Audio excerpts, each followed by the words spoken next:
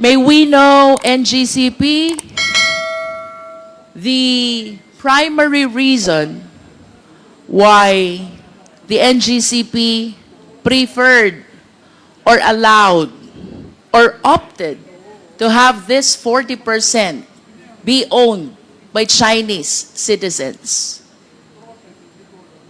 Because the possibility, Mr. Chair, is that there are Filipino citizens or corporations as well who might be interested during that time, 2008, to acquire this 40% stock holdings of the NGCP.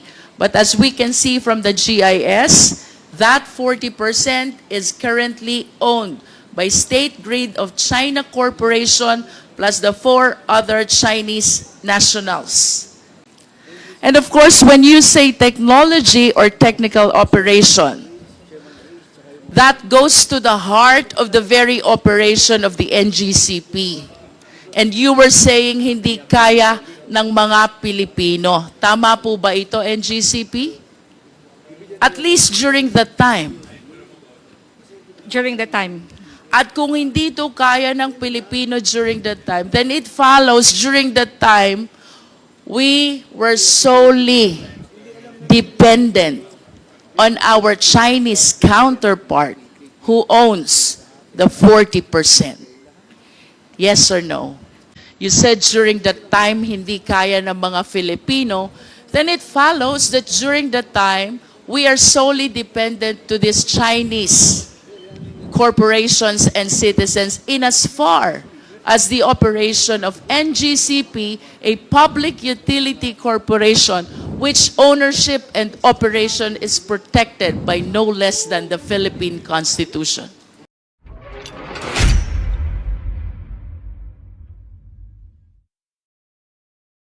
Now recognizes the next speaker, the Honorable Luistro. Ma'am, thank you. Thank you, Mr. Chair. I wish to commend the very passionate interpellation conducted by the Honorable Fernandez.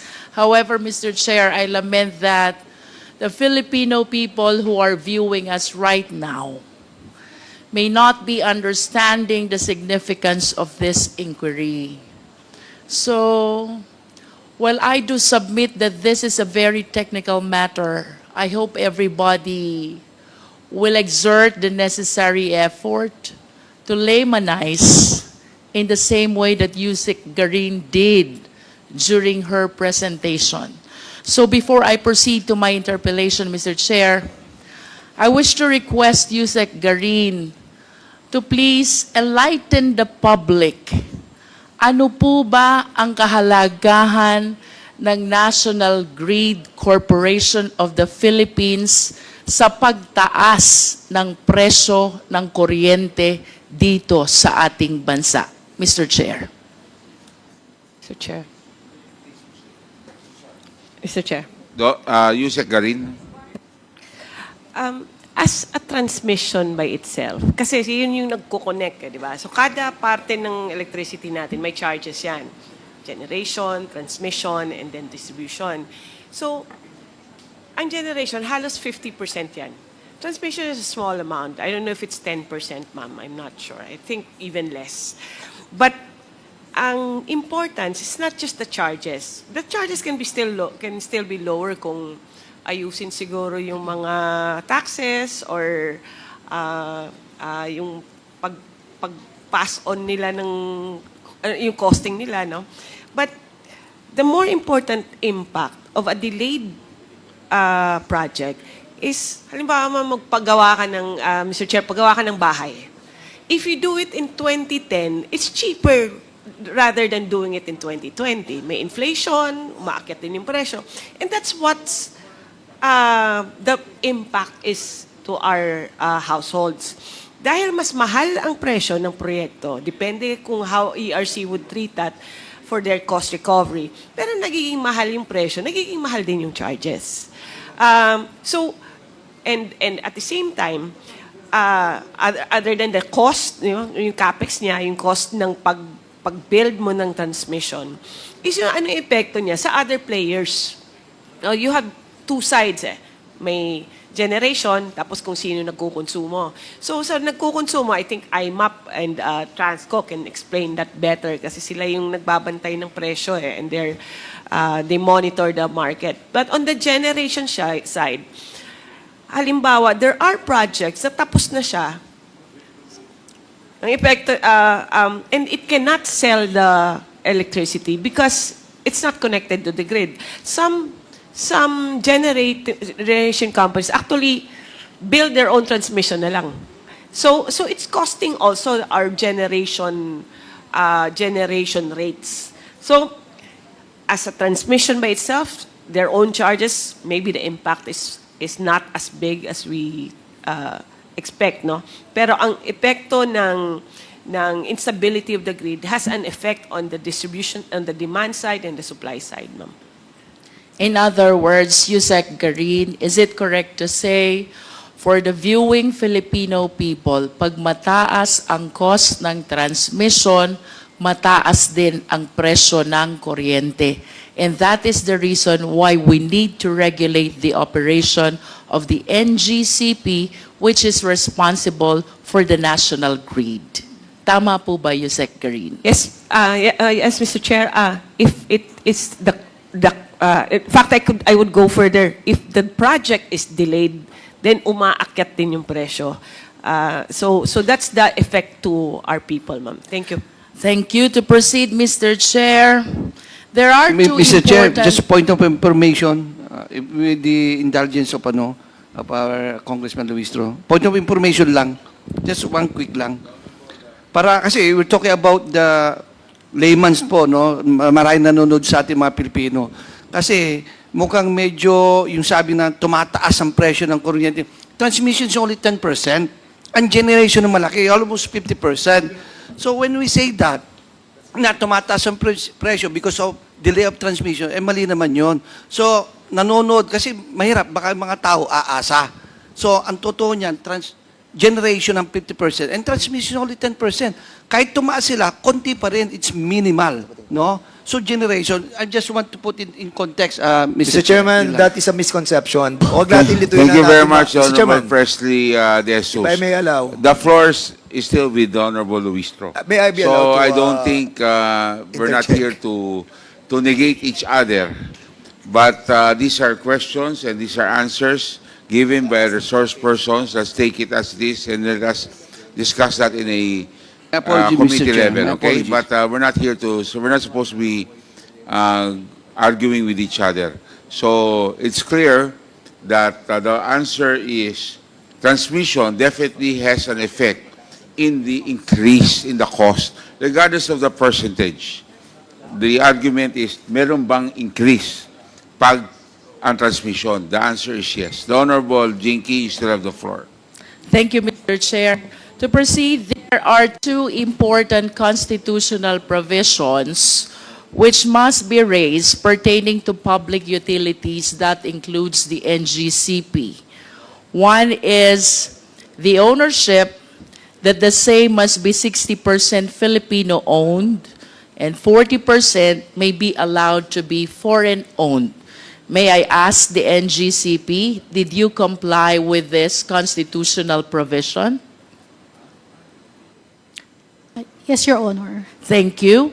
And the second important constitutional provision, Mr. Chair, is that the executive and managerial officers should be Filipino citizens. Ngcp, did you comply with this constitutional provision? Yes or no?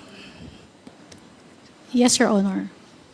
Having said that, Mr. Chair, I wish to raise the information I gathered from the reports and various documents. First, based on the 2024 GIS of the Ngcp, the chairman of the same is a certain Guang Chao, a Chinese national.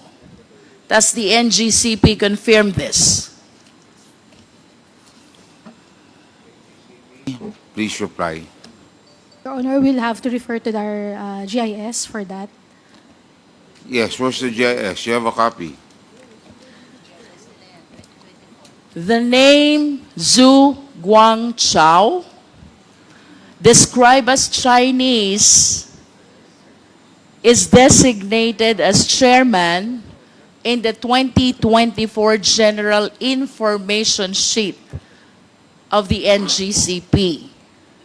Having said so, because the same is indicated in your document, do you maintain your position that the executive and managerial officers are Filipino citizens? Please reply, NGCP. Your Honor, based on our general information sheet, Please speak closer to the microphone. Speak I- louder. Mr. Chair, with all due respect, but I believe that the question is answerable by a yes or no only. Yes or no? Attorney San Diego, ang pagbabasihan lang po GIS, ha? Yes or no? the chairman of our board is Mr. Guancho. Okay, Chinese. Okay. Yes, yes. The answer is Are you saying that you complied with the constitutional provision that the executive and managing officers should be Filipino citizens only, considering that your chairman is a Chinese citizen? Yes, Your Honor, our executive and managers are all Filipino. How do you consider a chairman of NGCP? Is it not a managerial or executive position? Your Honor, Mr. Swagwanko is a chairman of the board of the directors, but our executive officials and officers are all Filipino. We take note of your answer, but this representation sadly believes otherwise. For this alone, it is my humble submission that the NGCP violated this constitutional provision. Second, Mr. Chair, there are other executives which were disclosed in the records of the NGCP. Leo Zhao Yang, described as Assistant Chief Technical Officer. Leo Sin Juan, described as Chairman of Board Audit Committee. These two officers are responsible for hiring employees and signing contracts with them. Having said so, Mr. Chair, may we hear from the NGCP, are you still maintaining your position that executive and managerial officers are Filipino citizens? Liu Zhaoyang and Liu Xinju are both described as Chinese citizens. Your Honor, we maintain that all our executives and officers are all Filipino. But Your Honor, if I may, I have been looking at our GIS, but the mentioned names were not here in the 2022 GIS of NGCP. in the what? GIS of NGCP. Mr. Chair, What- we will be flashing some documents on the later part of the interpellation showing these names, including the others who participated in the operation, most especially the technical aspect of the NGCP. Another significant name that I came across with is Wen Bo, Chief Technical Officer.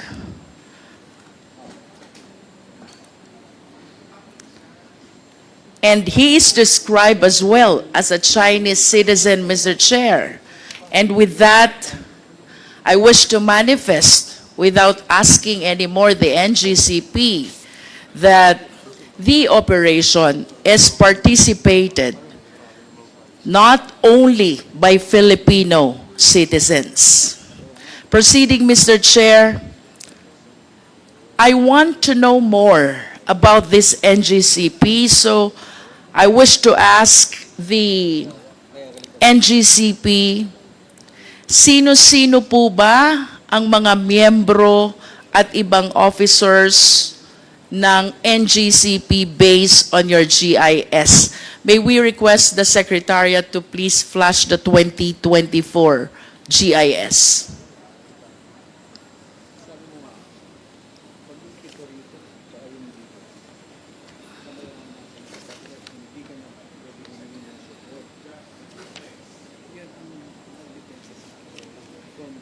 NGCP, please.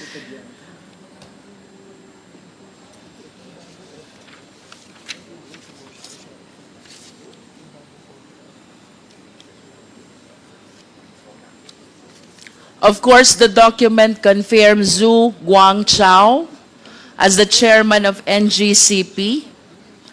And in addition to this Chinese national, we have also number 8, Yao Yusheng, Wang Lijin, Liu Xinhua. Although their positions are not indicated in this GIS. Proceeding to our GIS on stock holdings, Mr. Chair. Kindly flash the next slide.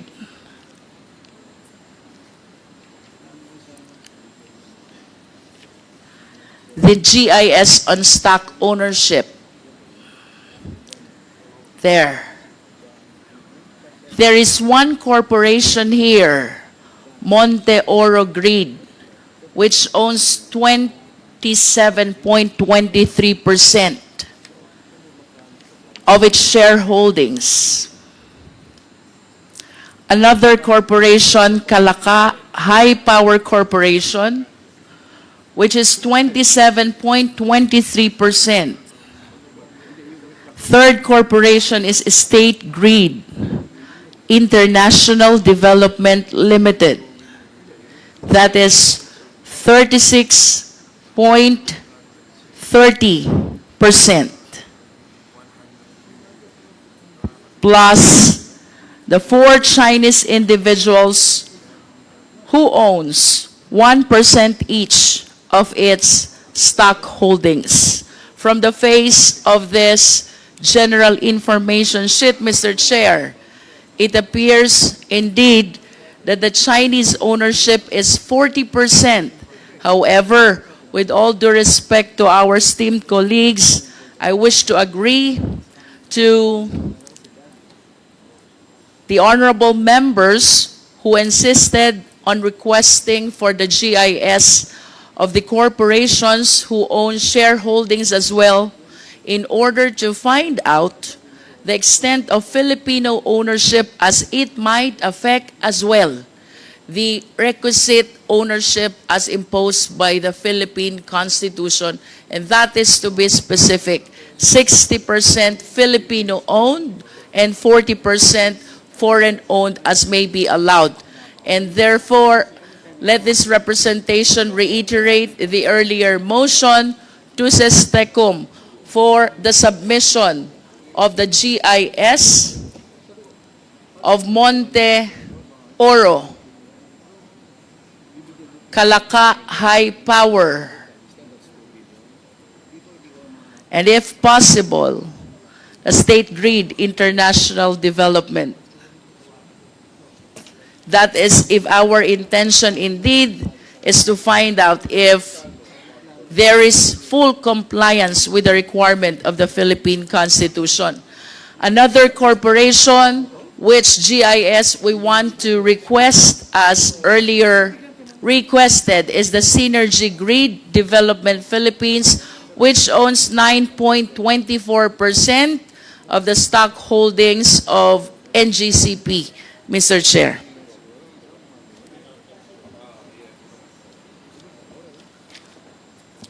Mr. Chair, I want to go back to the 60-40 ownership. While I do acknowledge that the remaining 40% of the stock holdings may be foreign-owned, I just want to satisfy my curiosity. Considering the significance of this public utility corporation, NGCP, ang tanong ko po, NGCP, wala na po bang ibang Filipino citizens interested to own that 40% which currently belongs to the Chinese nationals?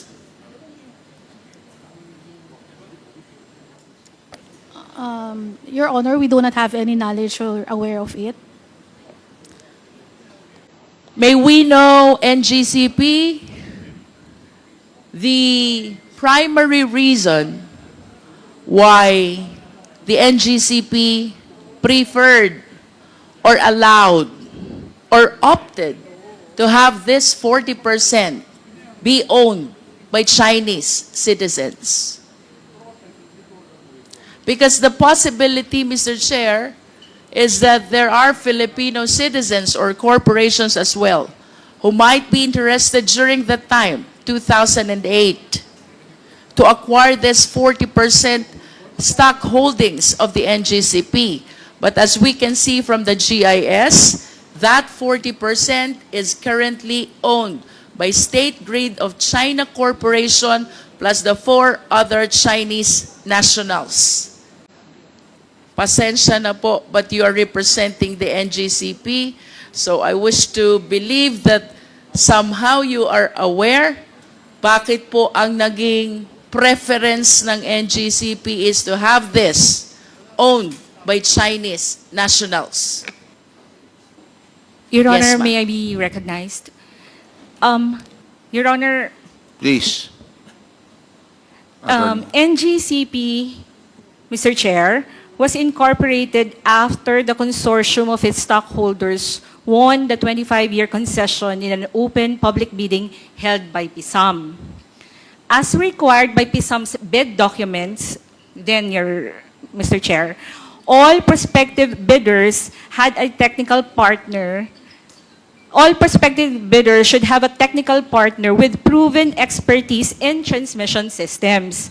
Since the National Transmission Corporation, Transco, was the only transmission expert in the Philippines at that time, the technical expert is necessarily foreign, Mr. Chair. So to respond to the question, Mr. Chair, the NGCP made mention about technical partner. Can we please expound on this? What specifically did we anticipate from our Chinese counterpart when you said we need the technical partner? Your Honor, technical would include the operation of the transmission systems. You said operation? And as well as the systems operation, Mr. Chair, so transmission systems and the SO. And these aspects, Your Honor, transmission industry, Your Honor, is really, it's highly technical. Kanina po, sinabi nyo din, Transco lang ang merong technical capacity, should I say, or resources. And that is why you relied on foreign ownership when it comes to technical part. To enlighten the public, NGCP, are you trying to say na ito pong technical part ng NGCP cannot be provided at all by Filipino citizens? Your Honor, yung konteksto po ng response ko was that from the beginning, and that nung nagbidding din po nung panahon na yon, nung binid out din po ito ni PISAM, other participants in that bidding is meron din po silang kani-kanilang technical expert who were also foreigner, Mr. Chair. Right? So, kinakonteksto ko lang po, Mr. Chair, na kaya na hanggang ngayon, nagpapatuloy pa rin, Mr. Chair, yung composition ng NGCP Let's go 30, back to 30, the 40. time when NGCP was incorporated and applied for a franchise, because that's what you are referring to. You were saying during that time, the only company which has technical capacity is Transco, and the other companies with technical capacity has foreign counterparts as well. Do you confirm that? Mr. Chair, because transmission, Please answer the question, yes, NGCP. I confirm. And with that answer, are you trying to say that during that time, hindi kaya ng Filipino citizens to supply the technology or the technical aspect of the NGCP operation? At that time, Mr. Chair, yes. At that time, yes. And of course, when you say technology or technical operation, that goes to the heart of the very operation of the NGCP. And you were saying hindi kaya ng mga Pilipino. Tama po ba ito, NGCP? At least during that time. During the time. At kung hindi to kaya ng Pilipino during that time, then it follows during that time, we were solely dependent on our Chinese counterpart who owns the 40%. Yes or no? Mr. Chair, can I give a context? Because the bid document, Mr. Chair, requires for a technical partner. Mr. Chair, I'm just following the answer of our resource persons. We go back to 2008. You said during that time, hindi kaya ng mga Filipino.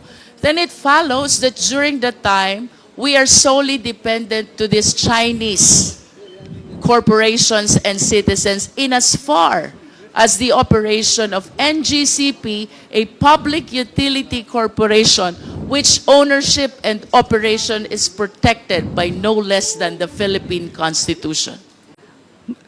Mr. Chair, kung sinasabi nating Pilipino, meron yung mga pong employees ni Transco na after na-incorporate na si NGCP at si NGCP na po ang concessionaire, yung ito pong mga employees na technical ng Transco has been assumed. So, However, Mr. Chair, even considering that they have Filipino employees, of course we understand that the citizenship of the corporation is determined by the extent of ownership of the owners. If the owners' majority are foreigner, then it is a foreign corporation. Otherwise, it is a Filipino corporation.